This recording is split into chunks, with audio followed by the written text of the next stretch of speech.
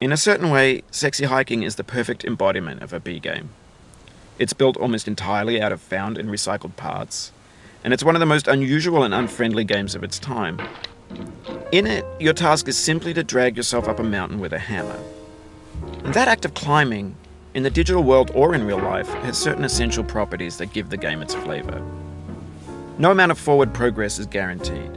Some cliffs are too sheer or too slippery, and the player is constantly, unremittingly in danger of falling and losing everything. Anyway, when you start Sexy Hiking, you're standing next to this dead tree that blocks the way to the entire rest of the game.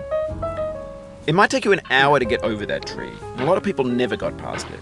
You prod and you poke at it, exploring the limits of your reach and your strength, trying to find a way up and over. And there's a sense of truth in that lack of compromise. Most obstacles in video game worlds are fake.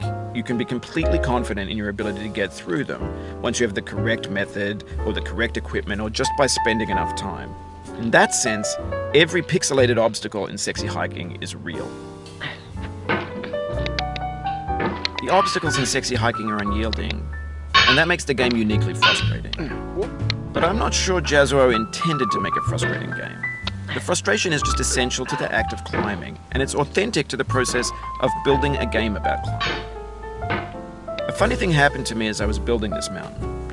I'd have an idea for a new obstacle, and I'd build it, test it, and it would usually turn out to be unreasonably hard. But I couldn't bring myself to make it easier. It already felt like my inability to get past a new obstacle was my fault as a player rather than as a builder.